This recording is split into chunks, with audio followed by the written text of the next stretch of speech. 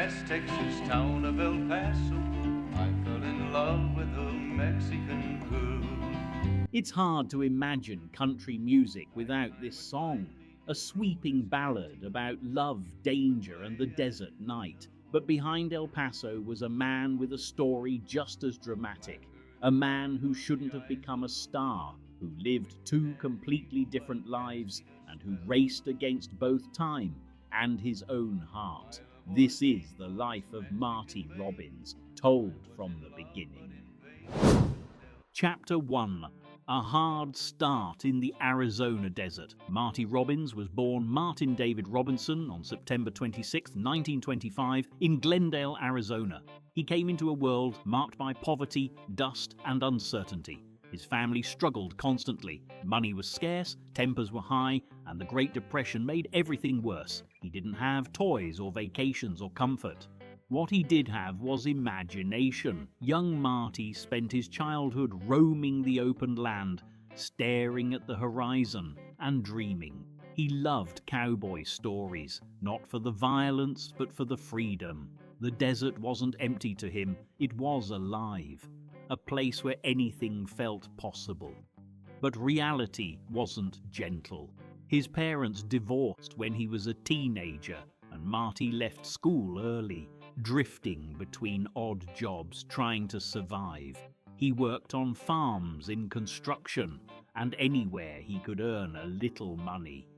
And then came the turning point. Chapter 2. The Navy and a New Dream.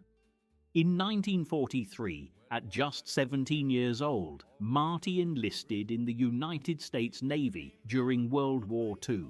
He was sent to the Solomon Islands, and it was there, far from home, surrounded by fear and loneliness, that he found music. He began writing songs to pass the time, to comfort himself, and to escape the chaos around him. He traded a fellow soldier for a guitar and practiced whenever he could.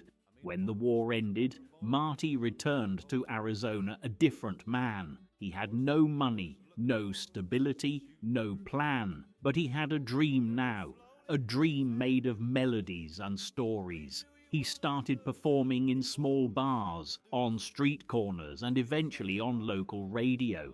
Listeners were drawn to him. His voice was soft but strong, gentle but full of emotion.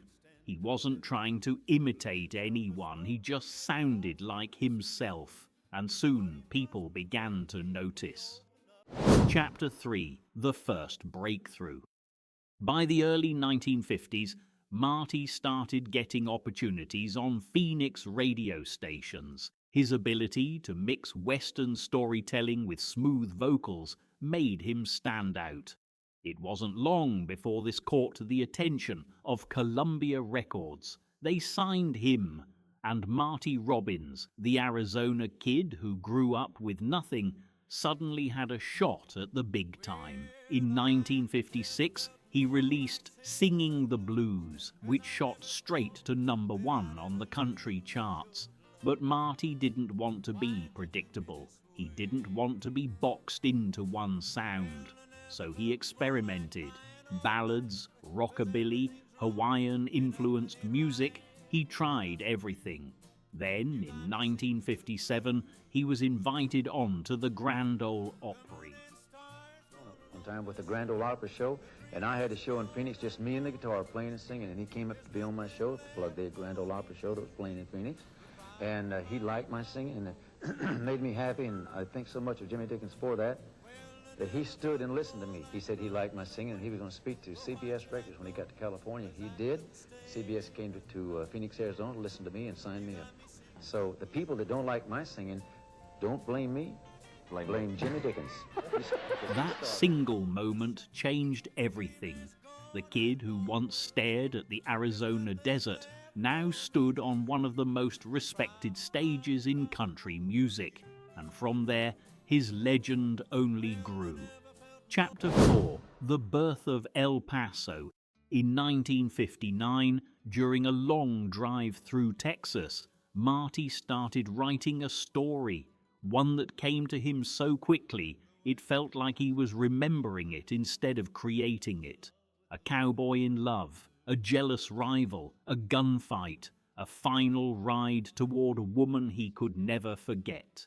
By the time he arrived at the studio, the song was complete. El Paso was unlike anything else on the radio. Almost 5 minutes long, lyrically complex, structured like a full movie.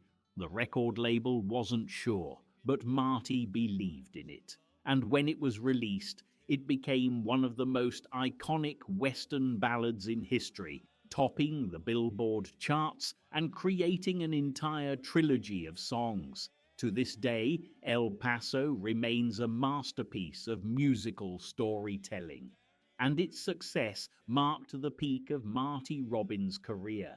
But while he was conquering music, he was also living a second life. Chapter 5: The Race. Marty Robbins didn't just love racing, he lived it.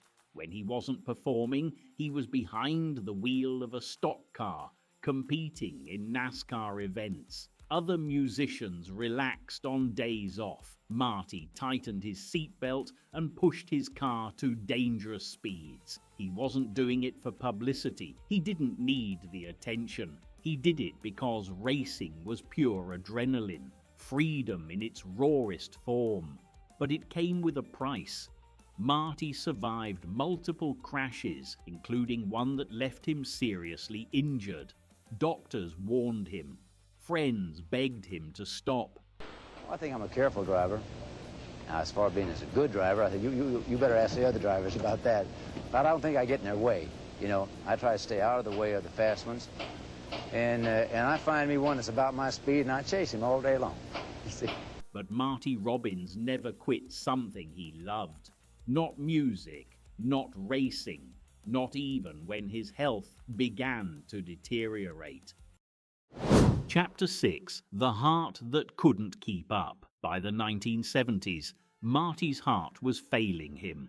He suffered from coronary artery disease, a condition made worse by touring, stress, and the intensity of racing. He underwent his first major heart surgery in 1970, another in 1981, and even then, he performed whenever he could. Decided it might be a heart attack. You know, I had already turned a number of different colors, you know, but I couldn't hear anything that the guys in the band were saying. And we were about an hour away from a hospital. And I couldn't hear anything they were saying, or I couldn't feel them touching me, you see. And I felt like I was a hot dog, just ready to pop open.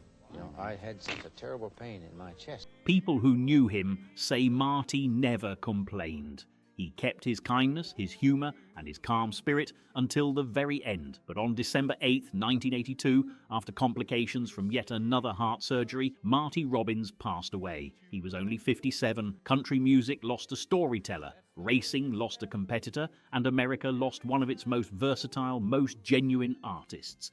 Chapter 7: The Legacy Marty Robbins Left Behind. Marty Robbins was many things: a singer, a songwriter, a storyteller, an actor, a race car driver, and a dreamer with a fearless heart. He left behind classics like Don't Worry, Big Iron, My Woman, My Wife, and of course, El Paso. Few artists ever mastered such a wide range of styles. Fewer still lived a life so full, so bold, and so passionately. Marty Robbins didn't just make music, he made worlds, and long after his final race, his voice still echoes across the desert he loved. If you enjoyed this story and want to hear more incredible lives, forgotten legends, and hidden histories, make sure to subscribe. There are so many stories left to tell, and I'd love to share them with you.